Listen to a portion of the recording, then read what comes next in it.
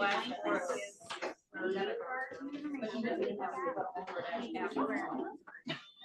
so it's like someone got his number, plugged it in the top store. But that's not what I texted them, just to make sure. Yep. Yeah, so. Good morning, everybody. Good morning. Morning. Welcome, welcome, welcome. 100%. Welcome. Isn't it gorgeous outside? Isn't that fun? Beautiful. Beautiful. Isn't that fun? Well, the good news is there's a sign that says the sun is coming up between 1 and 3. Yes, I'm retreading that joke. Yeah. That's a good job. You got it. Thank you. Thank you.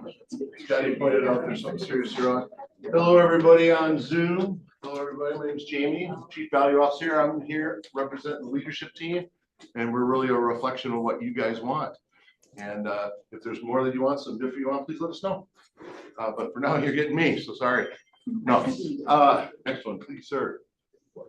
Everybody having fun with the Olympics? Yes. Woo! Anyone bobsled in here or enjoying it? Straight skeleton, bro. Straight skeleton. Well, we did want to take a moment because there is some KWPR moments that are in the Olympics. So go ahead and give it up. All in Olivia. Is that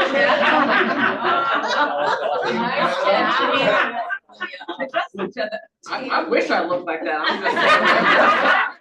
Oh, look at those legs. I'll take it. That's me, all Do they right.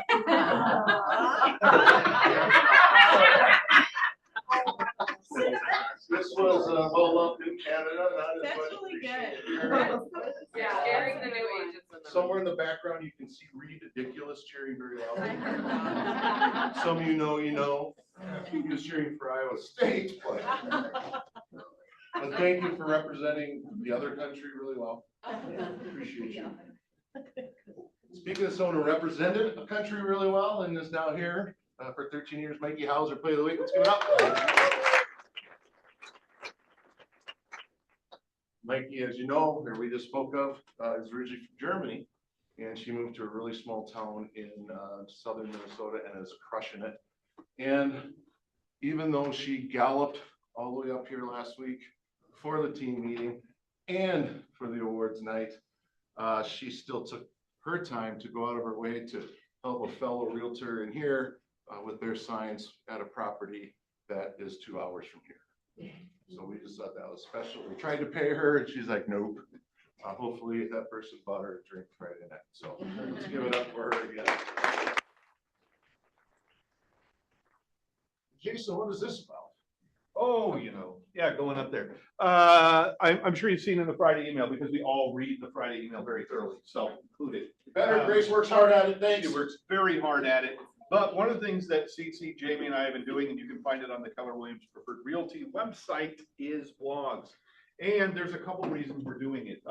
We each have one that comes out on a semi-regular basis. I use the term semi-regular because not all of us are super on it like crazy. And that's kind of the way it's designed to be. But the reason this is important for your business is if you're concerned about being seen through AI, and people are using AI far more as a search engine than they are using Google these days, it is one of the ways to establish credibility about yourself, have articles, and the more things that you can provide about yourself as a realtor out there and talking about business, it's a great way for AI to spot you and use the stuff that you say to put it in front of other people, which is helpful for your business. And just like that, we need to be helpful in our own businesses. So you will find our blogs on a regular basis on kellerwilliamspreferredrealty.com. Note, kwpr-4.com. But our actual outside facing Major lifestyle adjustment for you. Yeah, it is. I really struggled with making that transition. But this is our regular website for all of our agents, and you'll see those on a regular basis. Thank you. He's worked really hard on that, Jason. It's bumping out a couple a week. And it's impressive that you can do 2 a week and have that much content. So way to go. Welcome to the world, brother. And then you just uploaded one today, right? Yes, yours just launched today at 10 Mine just a.m. launched, and we thought it might be good to share. So if you could go ahead and click on it. So I don't know, some of you saw it and commented on it. basically it's when something real shows up, the hunger behind the scroll. So if we move forward. So what happened was a couple years ago, I went to a concert. It was Three Doors Down in Creed at Treasure Island, and really only went because my son likes concerts. Not that I didn't like the groups, I just wasn't really into them. But you know, if it's not 80s rap, I'm kind of lost. But I'm generally lost. And so we went there together. We're gonna have a great time, and you know, this is a beautiful picture. And when I do these things with my kid, I go all out. So we sit right up front and just take in the whole experience. And partway through Three Doors Down's gig, Brad, the lead singer, Brad Arnold for Three Doors Down, all of a sudden the music faded. He walked up, and a lot of times that's like I don't know, like maybe they're gonna promote something or talk something special about a song just to give the guys a breather, but it felt a little bit different. So he started sharing that he's a brief testimony that he's not worthy. He's a failure, and that we're all failures. It's like, okay, this is motivational. Woo! And that we're all enough in Jesus. Now, I'm not here to preach to you, I'm just telling you what he said. And then he spoke up an entire blessing over the whole crowd. And the place erupted after that. It was beautiful. So I just happened to record it, and I didn't know why at the time. I just sensed something. So you know, I don't record the whole video or the whole gig because I try to be there to enjoy it. But you could feel something was kind of special. And so it was just the dad capturing a special night with his son. And then Brad passed away on February 7th. And it was a Saturday night. I'm just kind of sitting there, and Teresa's ignoring me because that's probably the right thing to do so she can rest. And no, she wasn't ignoring me. We were just hanging out. And he passed away after a battle with cancer. And we knew that was coming. And then I put that video on social media, and with no plan of it being any part of what I do as a social media person, because my main vision is to get enough looks on my page for you guys to promote you as a third party person and promote PWPR. But as of this morning, there's over 900,000 views, 60,000 plus interactions, and I have 4,000 more followers. And that's nuts. So your picture's going up next. Fired again. We're gonna get all the dog haters in the world after, or dog lovers after you. Yeah, I'll have 6 of them show up at my door. Oh, I was gonna say, I can't say these things. As this was going on, I started thinking about kind of like, where was this when I was a realtor, you know? I made a lot of business from Facebook. That was because I was following what people were doing. Then I realized it wasn't about the reach, it's about the hunger. So the people that click on this are really starving for that positive, hope-filled messaging, and you know, even more so personal connection. So whenever we can deliver that in our lives, social media, stronger even in person, please do. So then they asked me to be a paid content creator. So my head got big for like 2 minutes, bigger for like 2 minutes. Like I said, then I started thinking about, imagine all the time, money, energy it would take to compete with the other influencers. So it'd be like, I have to then try to get all those eyes on me often. And a lot of that would definitely keep me from working here because it would have to be a little bit unique to get eyes on us, or eyes on me in that case. And I just thought, you know what, I don't want to battle to keep eyes on me. So it led me somewhere I didn't expect. So if I was a realtor, how many transactions would I have gotten from that big boost? Or now I got 4,000 more people potentially reading my stuff. And I've not very many, if any. Where am I? No, they may not. They may start to know me, but I don't know them. And I think that's the key right now. Because growing our business, it's about an intentional attention that we give You know, very few businesses are growing because of the attention they get. I mean, and that is, you know, competing with the same influencer space. So if we put a ton of time and a ton of money to get up there with those that are being massive influencers in real estate, sure. But I think it's even harder to keep it. If you get there, it's even harder to keep it.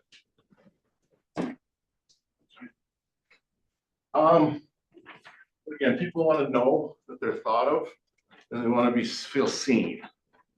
You know, this is why care calls, I think, are of all-time importance. When we don't make care calls and we're just relying on AI, which is a partner, a tool, or just relying on social media, which is a partner, a tool, then they start becoming I don't care calls. Meaning they'll see me up there, hey, look at me, I'm great. And then, I don't know, Scotty sees my stuff, well, Jamie hasn't talked to me in months. Now it becomes a negative. You guys picking up what I'm putting down? So they'll see the posts and they might just think, I'm too big for them now. So choose the herd or the herd, in my opinion. I know we compare ourselves a lot to other agents. And I think the people who will win long-term are the ones who will have their scenes mostly seen by the herds. Opportunity will knock for the agents who make sure their sphere is heard and cared for. And the way we are way more apt to get business from someone 3 doors down. Right? So make it your creed to make an impact today, one person at a time. So it's great for business, but even better for your soul. I actually tried not to cry because it was such a moment for my kid, you know. So I'm just so great that I was used in a very small way to get that message to others. So I can get back to who I am. Can you get back to the picture with Olivia? Colin, Yeah, great, Colin. Colin, look at One more.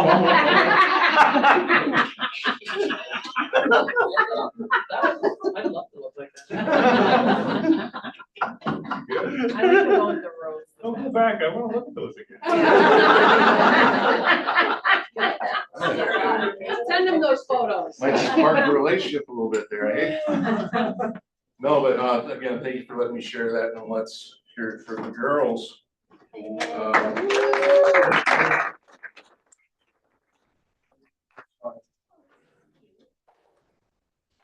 Hey.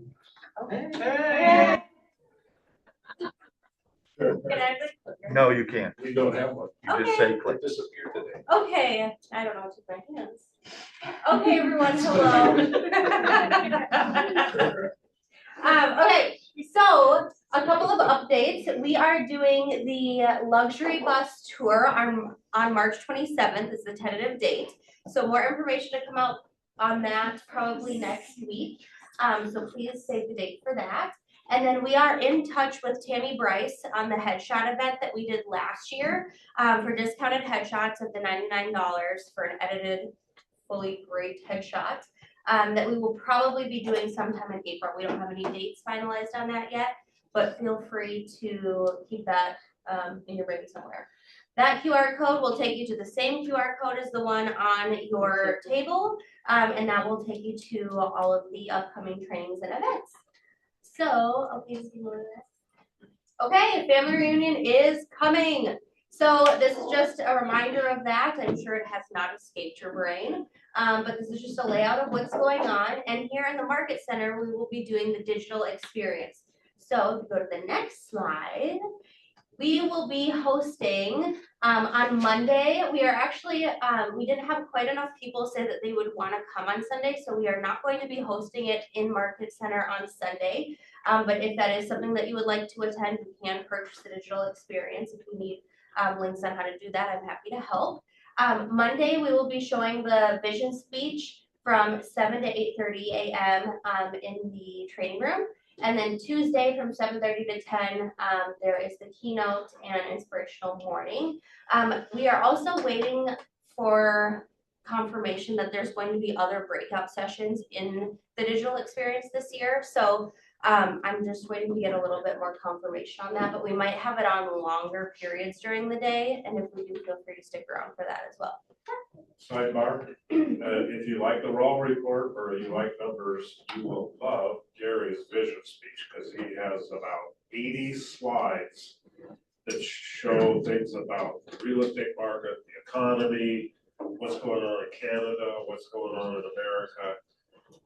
And I suppose it's because they're an hour ahead of us, why it starts at 7 a.m.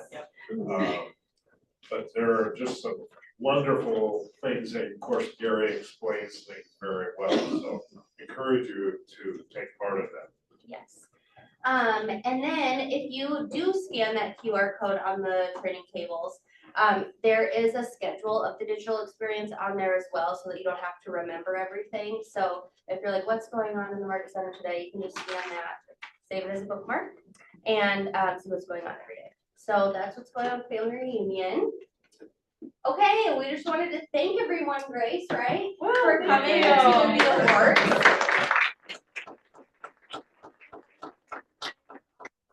We are so proud of you and proud to be in business with you. We, of course, every year want to make the event better and better for you every year. So not right now, but feel free to come and find us and let us know anything that you think we could do differently or better, or that would support you more at your award ceremony. But we had a really great time, and we hope you did too. So thank you. Yes. Can I just say something? Sure.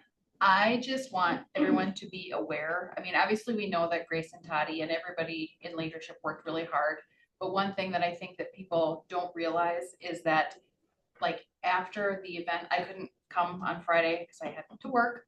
But after the event, Grace had to go and like return all the rental stuff and return a U-Haul truck. So it was midnight, you know, so not only did they do the party, but they had a lot to do afterward. So I just want to make sure that people understand how much work it was. So Thank you. Thank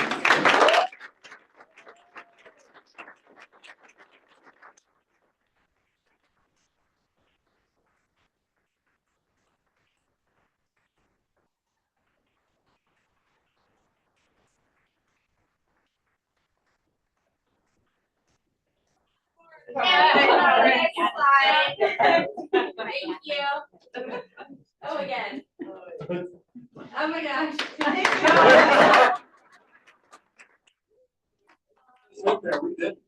yeah. Oh, you're up. Okay. Okay, I'm sure all of you are following us on our public social media pages, but if you aren't, you can scan these QR codes to follow us. We would love to feature you guys more, so if you want to tag us on your posts, we want to repost that and promote you guys on our public pages. So if you tag us, we'll repost it, put it on our stories, tag us on your listings so that we can show those more, because we can't just post them on our feed, all of your listings. So if you tag us, that's a good way to be able to try and do that. So follow us and then tag us, just a friendly reminder.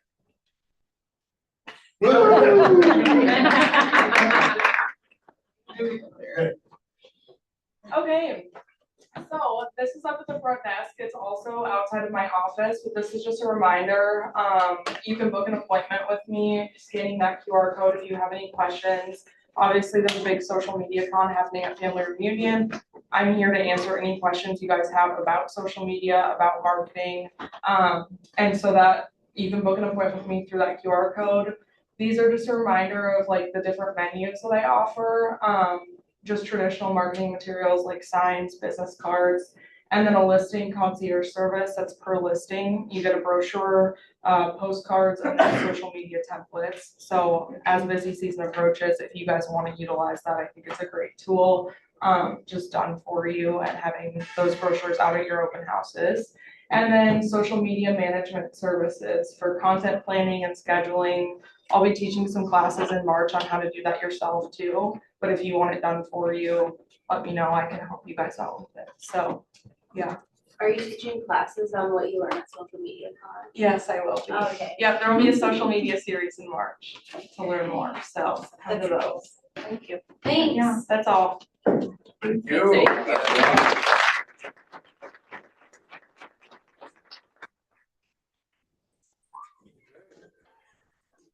That was And then, first of all, so the awards night, it's so amazing to have, it looks so beautiful and elegant and have it so homemade of a feel, rather than just the corporate check going out and things get done, which is fine. But that's something just that carries special here. And another thing that carries special here is that we have members who care so much about the industry, partners that care so much about the industry, that they just suddenly come up and say, hey, Jamie, I'd love to talk about this forum. So let's welcome Bryce Shanky.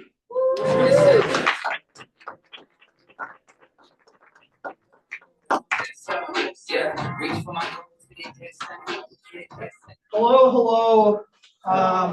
If you didn't know, I am on the state forums committee, which I just joined this year. So really excited about that because I'm super passionate about everything contracts. So the state committee is a committee made up of 24 members of the state association. You get picked to go on the committee, and then every year we have several meetings throughout the year to look at different things that we have in our forums, whether we need to make changes, additions, if there's new things coming up, then we might make another forum for that. So has anybody in the room heard about the new requirements that are coming down with FinCEN and reporting all cash sales that occur in residential real estate? So a few people. This is going to be super important come March 1st. And so some of the things that I always say to people about this business is we have the two hardest things that we deal with are other agents and then managing the expectations of our clients. So if we have a problem in a transaction, it's usually one of those two things, is that maybe something that our clients didn't know about.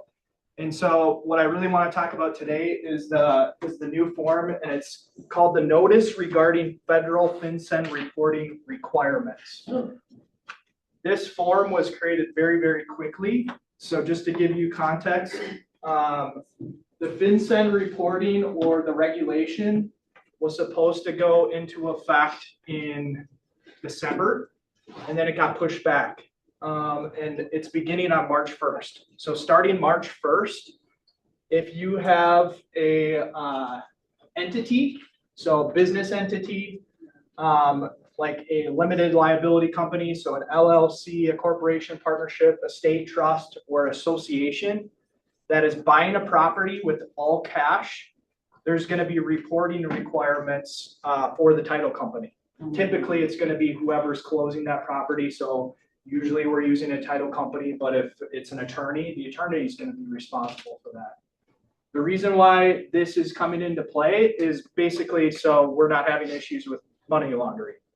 Many countries already have this type of reporting into play, and we don't. And so this is a way to keep everyone honest and make sure that people aren't laundering money.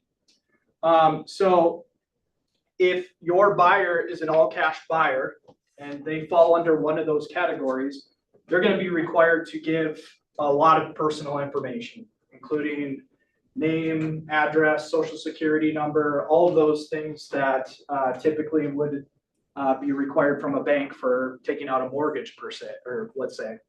So that's why this only applies to all cash transactions. You think about a mortgage, all that information is already required. They're tracing money, where it's coming from, all that. So this is how they're doing it. Where this comes into a big play is the reporting requirements that are going to happen for the other side, for the seller. So it's not just the buyer.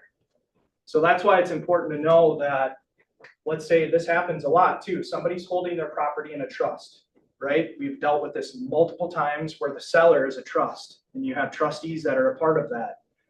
Those trustees are going to have to report the same information that that corporation or that business entity is on the buy side. But not only that, there's a good possibility that the beneficiaries of a trust on the sell side would also have to report. So think about this. Grandma and grandpa have their house in a trust. They decide to sell that. Got a number of beneficiaries, whether they're children, grandchildren, or whatever. Names, social security numbers, addresses. Why is that important to us? It's giving the information, right? So if we're dealing with a seller and we're explaining this information to them that go in effect March 1st, hey, Mr. and Mrs. Seller, you guys are a trust, just so you know, we get an offer that's 100% cash and it's coming from a business entity like an LLC, corporation, something along those lines. The likelihood you're gonna have to provide this information in order to close this transaction is very, very high. So the state association and our forms committee, we talked about this for several hours, and we were trying to figure out what could we do as an association to at least get the information out there. Now, admittedly, this was really rushed. So we had to put something together. We felt that it was really important to get something out before the March 1st start date, because usually our forms take effect in August. So we have those changes that come out in August. So this is live. This is the version. This is at Lone Wolf right now, getting inputted in so that we have access to this. I can share this with you because it's been approved. It's the final version. But essentially, it's important to read through this. If you have questions on what's listed here, please let me know. I'm not going to go into it in great detail, but at the end of the day, I gave you kind of the overview of what's important with it. That question, all right? Does it have to accompany every transaction or just an all cash transaction? So this is going to be a decision that as a brokerage, we'll probably have to make a decision on what's required and not required as part of a transaction. Personally, if you're dealing with a business entity as a buyer, and we're representing a buyer who's a business entity, typically, you know, it could be an all cash transaction, or it could be financed as well. So we're having those conversations ahead of time. I think it would be a good idea that we give this form no matter what, if your buyer is an LLC, partnership, whatever, because at the end of the day, we also had discussions on, do we call this a disclosure? Do we call it a notice? You know, all this thing. The whole notice that we used up here, this is a common term that is used in Wisconsin for those who are Wisconsin licensed. They have a notice that's very similar to this, a little bit more lengthy than this. But it's one of those things of a CYA, right? Is just to ability to, here's the information. We're not going to be able to give you all the information, but here you know about it. And we did the little fun language at the end of it, 21 through 24, that kind of takes the pressure off of brokerages as a whole to say, hey, if you need some legal advice, go find it, go talk to somebody about it, and don't blame us. You know, we're just giving you the info. Well, the reason I ask that is because there's a fair number of transactions that get changed in the middle of a thing, like they go from, you know, they were going to do this kind of financing, they change it, or they go to cash, or they go to a trust in the middle of a transaction. Sure. Just remember, in that case, you're already under contract, so that's an amendment that everyone has to agree to, even if it's a simple change like that. So what I would encourage in those situations, especially if it wasn't a cash and now it is to say, hey, hold up, just to let you know, now that we're changing, or we're proposing a change to this, here's how it could be affected. You know, the more you know, the better. The more you share with your clients, the better, just to give them the heads up that you might have something that is important to them in that situation. Scotty? Well, and I know the spirit behind this, I totally get the spirit behind it, like I've counted maybe, you know, it's either 40 or 50% of the homes in the US are owned by like BlackRock, Vanguard, some of these big companies, so I get why this is necessary. And what's the conversation look like in a multiple offer situation if you have someone that has two offers, one is a cash offer by an LLC, and one is a mortgage? I mean, is there going to be a complaint later that this disenfranchises the cash LLC buyer? Like, how would you present that to your seller? I don't think so. Because the seller now is going to have to disclose their information, the beneficiaries, if they're also in a trust, right? Yep. So that's going to be more work on their side. Here's the deal. I mean, the government already has our information, right? Yeah. Government, we file taxes, whether it's your kids or not. Our kids' social security numbers go on taxes. This is a very similar financial agency when it comes to the fact of the IRS. So they already have your kids' social security numbers, your grandkids' social security numbers, all that. So in these conversations that you're having with sellers and some of those fears and things come up, say it's hard, they already have it. We're just saying for the purposes of this transaction, we're trying to establish a line that separates us from the money. We're not doing, this is where the money's coming from. Here's where it's going. We're not involved in it. You got our information. Here you go. If you need to do an investigation because this buyer might potentially be laundering money, then you go right ahead. But, you know, the information that is, the government already has it. So I don't think it's necessarily going to play a huge role, and there could be some sellers that say, look, I don't want to give you my grandkid's social security number. Because at the end of the day, the title company is going to get to a stopping point where if they don't have all the information that they need to submit this documentation, they're going to say, look, we can't close this file because there's huge fines. We're talking about hundreds of thousands of dollars and jail time associated with it too if you don't comply. So when there's this much at stake for the person who's supposed to be reporting it, and that's something we got to let our clients know too. Hey, if we don't do this and you accept the offer and here's what you know, here's what you may have to provide, and we don't do it, we might be wasted all this time, and you know, we don't have a transaction that's going to close if you don't comply, because they're not going to close it because the penalties are so stiff. It's not something we can just overlook. The title companies are ultimately the ones responsible for enforcing this and disclosing and reporting this. But as a brokerage, our files need to be compliant, so we'll have to figure out. Well, this isn't necessarily something that is a requirement from a state level, right? So this is going to be something that as a brokerage, we're going to have to decide when this has to be presented to a client, when it doesn't. It could be for all of them. It could be just for cash transactions. It could just be for, business entities, whatever that might be. This is a form that the state's putting out to say, hey, use at your disposal and what individual brokerages feel is best for their business practices. And it's really one of those things of, let's give you the most information you possibly can. So you as a seller can make a decision and you as a buyer can make a decision, but at least we gave them the information. Now you know what the requirements are, and now you know what to expect before we go to closing. So. Is there conversations amongst you form people about adding this into the purchase agreement like a FERPTA? So it was talked about at Forms Committee. Do we just add this in like a FERPTA? And that's exactly the thing that we brought up. And it was one of those things of, we don't know how much of an implication this is going to be in transactions and how much it's going to add. We didn't really want to make the purchase agreement longer than it has to be. And so this is our way of, let's figure this out now and get something out there so we have something, so we're ahead of it. And if we have to pivot next year when we go back to Forms Committee because we're finding out, this is the feedback we're getting from membership on what we're seeing out in the field using it, then we can readdress possibly putting it in the purchase agreement. To clarify, this is all cash transactions, or only if it's an LLC entity you have to use this, but if it's cash and there's a person, you don't have to? Yeah, both things. So it has to be residential real property. So how many units is that? Anybody? Four or less. 4 or less. Yep, residential. Not financed by traditional mortgage lender.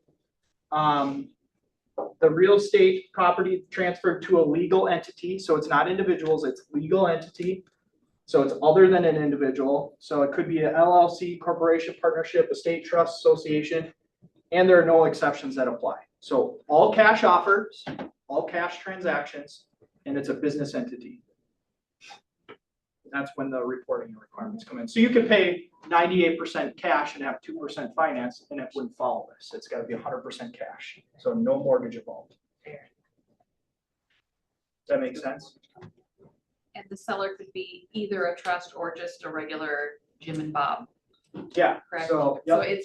the thing is that it's a legal entity. It doesn't matter who the seller is. You're just saying that in a trust situation, there In could a be trust lot of situation people. on the other side of it, that's when that reporting would have to come in. Yep. Bryce, do you know if title or the county or something's gonna have something like you were talking? What if you buy it as a person and then you do a quick claim deed to your trust or your entity? Is that the workaround? Buy it in your own name and then turn around and put it in an LLC? I Sorry, I'm can't. the fraud. I auditor. can't always think give the way you around. 100% certainty with that, but I would have to imagine that is not a workaround. Because whenever there's a transfer, that's still a transfer, even though you might not have, you know, a traditional buyer and seller, two separate parties, when you got one party that's an individual and now they're transferring it to an LLC, that's different. And that's still gonna trigger the reporting requirements. But then be outside of the transaction after the transaction's complete, so it's Right. not something that we any longer have anything to do with. Right. Yep. Yep. But good question, because it might come up from a buyer where they might say, hey, can I get around it by doing it this way? You say, no, not necessarily. Not 100% sure. Go ask for legal advice. That's why that was in there. Get an attorney. Anything else on this? I'll just let you know, like, a couple of the things that we're looking at, that are changes that have already been agreed to that we're going to work on this year, just so you have an idea of some of the things we're doing at Forms Committee. This stuff, it geeks me out, like, I love this crap, so hours on this, but, one of the thing is our addendums or amendments to our listing contracts, the buyer rep contract, facilitator services contract. They've never had a property address for the amendments or the addendums. Only the initial contract did. So if you're working with an LLC or an investor who's selling multiple properties, before we didn't have an address tied to an amendment or addendum. So now we do, so we can amend maybe just one of our contracts that we're working, or a builder. A builder is another great example, multiple properties that a builder has. Now that address is going to be changed on that. That's going to be coming up. I'm looking over the minutes. New form creations, 2 new ones that we're going to do that we're working on today in committee is a brokerage to brokerage referral agreement. So we're going to have a state form for that now. You think about, you do a referral with another person, maybe up north in a brokerage, we might have our own separate forms. All of us have different forms that we use to basically have an agreement of a referral between 2 different brokerages. We're now going to have a state form for that. So it's a unified form across the board that anyone can use to do referrals with. So do we get rid of the old? That's just in the state though. And I mean, it could be used with another party in a different state. It's just saying it's an actual form, because there's some brokerages who don't have one at all, right? So it's the ability to create one even for your small indies that may not have it, so that everybody's on the same page with the information that's included. Do we get rid of the old referral, or will we still use it and add this to? A brokerage one, Yeah, you know, like, that's going to be a decision that the brokerage will make at a later time once the form comes out, making sure that it meets the standards of the brokerage and what we want to see on it. I'm sure. The other thing is an agent material fact disclosure. So think about this. We have the duty to disclose material facts. We're walking through a house. Maybe the seller didn't disclose it. We see something, we need to disclose it. There's never been a form for us as agents to fill out and disclose that information and provide it without it being weird. You know, you could put it on amendment. Usually what we did is put it on amendment to disclosures and we would fill it out on there. This form is actually made for you as agents so that if you see something that isn't getting disclosed by a seller, by whatever the case might be, that you're able to fill that form out and disclose it, sign it, and make it a part of the record. So that's something that we're going to be working on. As far as verbiage, what that looks like and how we're going to do it, that's something that we're working on in committee actually today on. So those are a couple of the big ones that I saw on this. There's lots of different discussions coming down the pipe later on, but thought I would give you all the inside scoop. Awesome. Give it up. Give it up.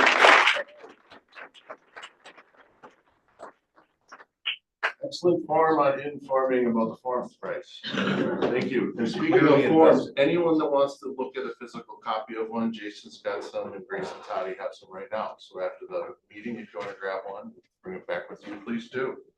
Please do. All right, Jay, what do we got next, man? Oh, Thunderstruck. Come on up, Brian.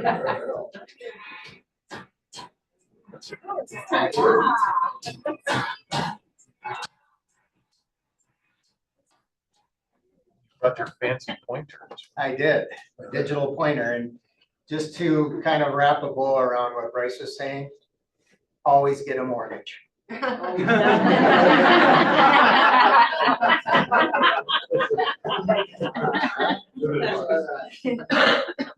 ready to say, You got it? All right, okay. So I've been talking about non-QM mortgages, like non-traditional mortgages.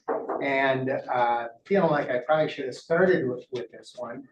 You know, we've talked about bank statement loans, DSCR loans. Well, 1099 loans, something we can all kind of relate to.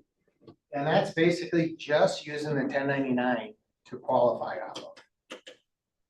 All right, so who does that fit? Hello, real estate agents. High commissions, but what are we doing? We're nickeling and diming it down, you know, to keep from paying Uncle Sam. All right. We're not looking at tax returns in this program.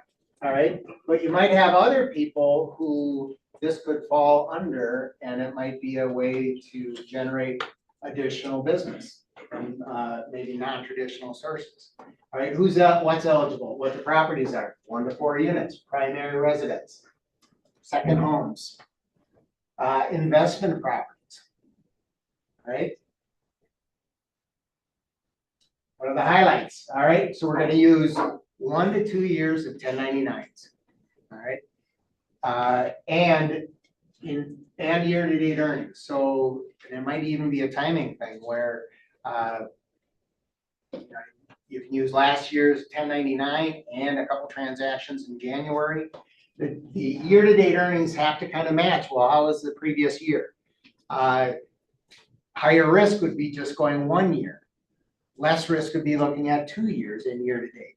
Less risk means probably cheaper. All right, but you can mix and match. Oh, you know, 2 years ago, not so much. Well, then we won't use that. We'll just use last year. The expense factor, 10%. Most of the 1099 programs are 10%. All right. Let's see. These are like personal expenses? No, it's just a factor. All right. Let's calculation. All right. Just take the 1099. What does it say on there? Take 10% off. So as an example, 140 grand, year to date are consistent. 140 times 90 grand is 126 grand is our qualifying income. You may have expensed half of that, or our customers may have expensed half of that. Doesn't matter, we're not looking at that. We're just looking at the 1099 and making sure that wherever we are in the year that it's consistent with the previous year. All right, so the advantages, we can use a much higher income typically than what our tax return might say.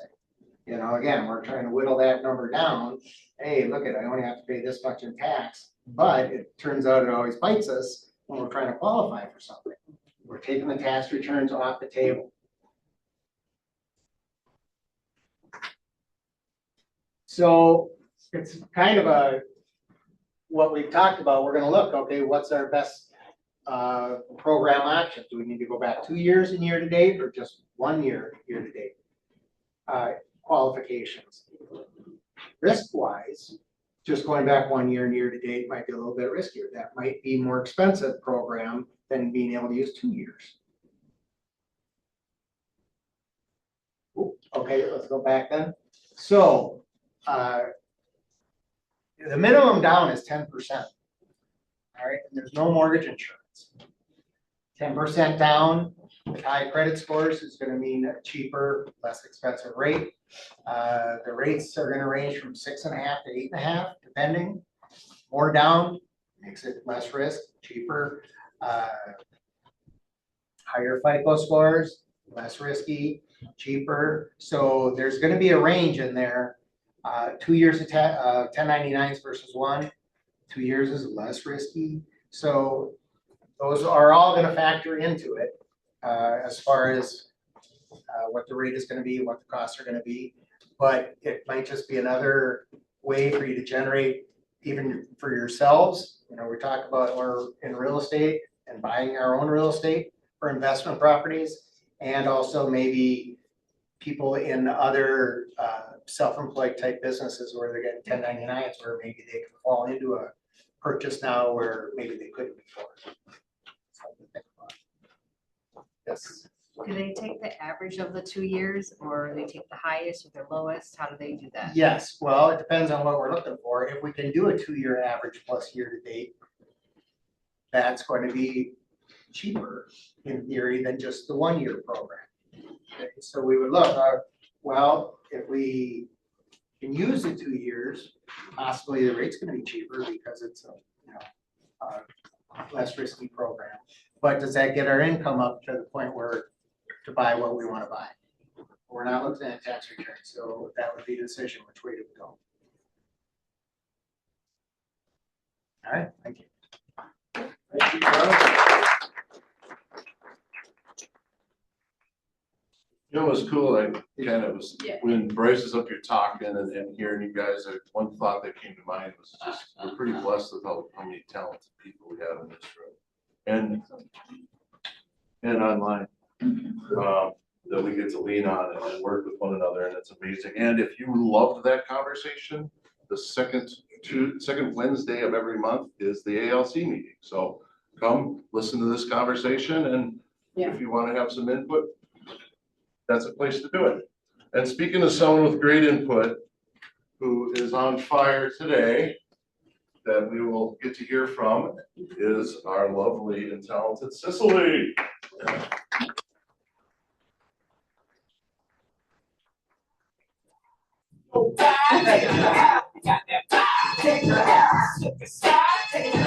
All right, so we're gonna do the last 10 minutes, and we're just gonna talk to each other since spring is upon us.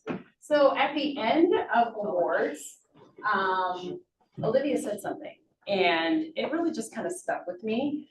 And even though I'm not the one out there selling, it just made me think of all of you, and it made me think about what I'm going through as I'm on the phone calls, cranking out the calls and approaching agents. It's time to go. So Olivia, can you what was your comment? No, I remember. Yeah. There was a lot. She prepped Yeah. me ahead of the meeting. Yeah. I said that the first quarter's over. Okay, first quarter is over, right? It's spring, it's time to go. This is my approach to agents and getting them here, because there's just this, window, you guys all know that, where if they're thinking about change, if they're really, thinking about if there's a time to shift, now is the time, because you all know, once that spring market hits, you're ready to go. It's really difficult to get you all to move. But today we're just gonna talk a little bit about your activities and what you're doing. So I'm just gonna lean on you a little bit. The momentum is building. I can feel it. Certainly when I'm speaking with people, if there are agents out there who are not satisfied, they're letting me know. And the ones who are doing the things right now, the ones who are putting in the time, they're lead genning, they're doing it through January and February so they can be ready to hit for April. Those are the ones that are gonna come up with the wins, okay? So we are talking about momentum. We are talking about buyer activity, the listing prep, and the competition. I would say that as I share a wall with some really great ladies, what I'm hearing from Sarah and Dawn was just phone calls, just offering services, not even asking, just saying, hey, this is Dawn, this is Sarah. What can I actually just do for you? It's not even about buyer. Is there anything you need? What can I do for you, right? That is just really great to hear. And they're walking up and down the halls. I know that Krista's doing the same thing. Making calls is just say, is there anything you just need? What do you need that I can get for you? What can I provide for you? Okay, all those will eventually turn into wins. You can go to the next one, thank you. Okay, January is gone. Bye-bye January. We might as well say goodbye to February, right? And as we talk about that spring market, we're gonna talk about pipeline, right? I have an extensive pipeline. I'm sure you all do too. What are those things that you guys are doing right now to be ready for spring market? And yes, I'm asking. Shout it out. What are you doing? What are those things you're doing to be ready? Yeah. Some of the agents on HHG are using a script that they got from Jeff Glover, and they're simply making the phone call to say, hey, it's uncomfortable for most, but they're just making those calls to their sphere to say, I have a goal of helping, 15 or whatever your number is for the year, transactions this year. Who do you know that needs my help? And yesterday I was working through some objections that some of them were having with that. I said, well, what if you don't start with that, but you ask what you just said, Cicely, what Sarah and Dawn have been doing, making those calls and saying, what's something I can help you with? Yeah. What can I provide to you that would help you have a great year? And then what's gonna happen? They're gonna tell you, and then they're gonna turn around and ask you, hey, how can I help you? Oh, it's funny you should ask. Actually, I have a goal of helping 15 families this year, so who do you know that I should know? Fantastic conversations. What else? What other things are you guys doing right now to be ready for April? Sarah? I almost never ask for business. I'm talking about a client, we just had a Valentine's event. I'm reaching out to people, inviting them to, I said, I almost never ask people for business. Unless they've told me they're thinking about selling, and now I'm following up specifically about their timeline. Yeah. We called about our Valentine's event, reached out, called, texted people. Yeah, it's, I'm just never one that's gonna call and say, who do you know who's interested in buying, selling, or investing in real estate? I've never done it. It's not part of your vernacular. Okay. Anybody else? What are you doing? This time of year, I like to do, where they do the events, I like to do educational things. So it's credit repair seminars, downsizing seminars, and I've got a couple things that I do with senior complex and things like that. And so it's kind of inviting them to events or something that they can learn from, or who do they know that might need some help with credit repair or wanting to get into a home, and that kind of thing. Yeah. A lot of them are getting tax returns, so they are thinking about it. Yeah. Yes. Okay. We got here that. I think for us, it is nice to have that nugget. Like, what's your next thing? Do you have something each quarter that you do? Because I think that is a great touch point. So, like Sarah doing something for Valentine's, you have something in March. You know, what is that nugget? What is that next thing? Because then that gives you kind of some momentum and some talking points. Yeah, So exactly. just throwing it It's out a there. reason to call. Yeah. There you go. Yeah. Yeah. So we know the Bible, right, of real estate through MREA, that without lead genning, you don't have business, right? And so we were talking in Bible study today about what lead gen, because we know it can be difficult, right? For me, it can be kind of lonely, right? Just sitting in a room and cranking out calls. We were talking about how do we work through lead gen and what lead gen can look like, because it isn't always just sitting in a room begging for business, right? It's kind of operating where you're passionate. Lisa, she does networking events because she's just a social person. And then she makes it a goal. Okay, I'm going to go to this networking event. I'm going to make sure to leave with a minimum of 5 cards, right? And then she turns those people into leads. Krista, what were we talking about a little bit? Share with that a little bit.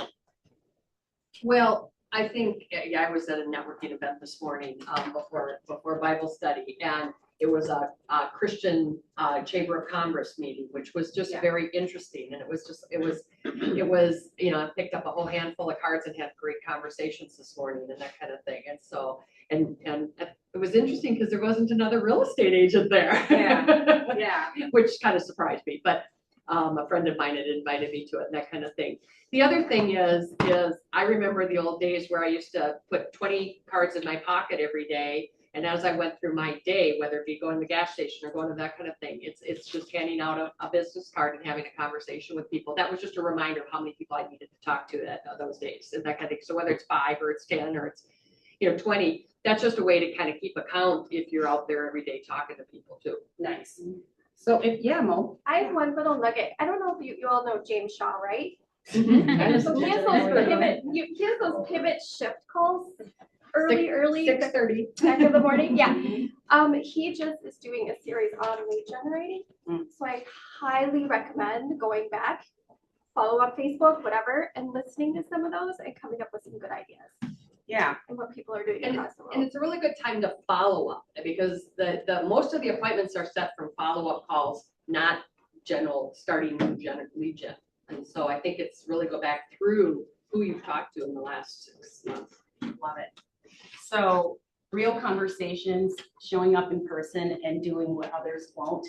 You know what? Maybe you're not a door knocker, right? Maybe you're not the person to sit and crank out calls, right? 100 calls to make sure to see if you can get someone to buy in.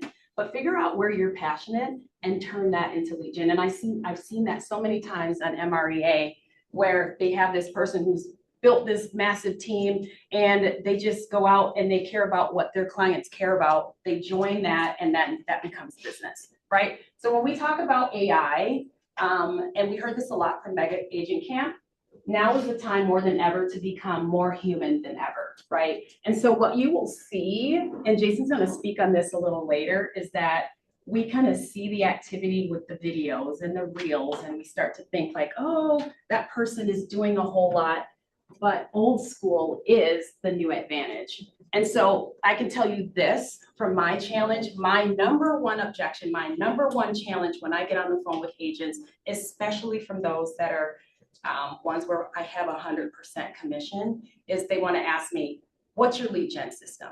Because I'm used to being fed leads, right? If you are not able to get on a phone, if you're not able to network or door knock or do the things, the fundamentals, we know that you won't be ready for April, okay? So attention is the new currency. So the things that you're doing, Sarah not asking for business, running the scripts that Olivia's talking about, listening to people who Calling people and succeed. talking to people. Yeah. I don't sit in my office. Yeah, yeah. With you. No. You're calling. She's definitely calling. No, you're all calling. But attention is the new currency, right? That's really, really important. So the agent who shows up with curiosity, empathy, and zero agenda will always outperform the agent who shows up with a pitch deck and a timeline, right? So those fundamentals are really, really important. What, Krista, go I ahead. was just gonna say, one thing that I probably get the biggest response out of is, I always ask people when their birthday is, and I make birthday calls, almost every day to somebody. And it's made a huge difference in just the relationship that you build with them. And it's not that hard to call somebody, wish them happy birthday. Getting agents to stay or recognize that they are business owners and not working a job, right? Which is what the lead system kind of does. I'm not knocking the lead system. What I'm saying is the people who don't want to actually nurture, whether they get it from a lead or not, that is a great challenge for me on the phone. And so the fact that this is part of our fundamental and what we do here at KWPR really does give me an advantage.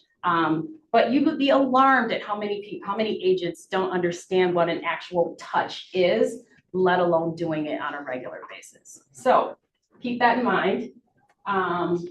Your database is a relationship map. I met with someone yesterday who she didn't believe that she has a database. She certainly didn't have a system to which she keeps it to refer to. And she admitted that she has lost business because she didn't follow up. When she was literally given a referral, the referral called her and she didn't follow up. And she admitted that it went to other agents. Okay, so we have something fantastic here. Just keep this in mind. January's gone, February is gone. We might as well just go ahead and stick to the fundamentals, become more human than you ever have, right? With AI, but recognize that you are business owners. You're not working a job. Yeah, Olivia. Cicely, what happened to that camper that you were just talking about, that recruit from yesterday? I immediately signed her after the meeting.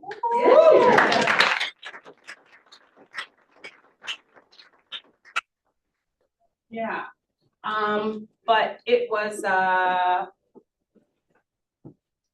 learning and the training and the support, but it's just literally about what we have here, what we're practicing that was so incredibly foreign to her. She had no idea what a database was or a CRM. And you're like, she's a capper? Yeah, because there's just all this gap. And I'm dealing with people who have perhaps a discount in what they're paying, but they don't know what actual value is. So she gets to benefit from us, she gets to benefit from all of you, and we can help her become, she has a very lofty goal. And when she rubs shoulders with you all, I know she'll be all the better for it. So, all right, any final questions or comments, concerns, smart remarks?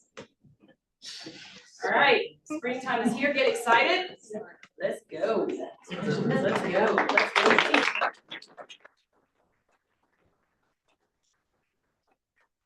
Olivia says she has something. No, I just was gonna pull the date. We're gonna get the info out again in an email, but Be Wealthy is coming to town. I hired Brett Tanner from the regional standpoint to come in. Most of the leaders of all the KW offices have asked for them to be smaller events to keep the cost down. He's $15,000, so we're keeping it as inexpensive as we can. It's Thursday, May 23rd. Tickets are on sale. We can get it posted in the closed group today. We're only offering the leadership, we're only offering one 10-pack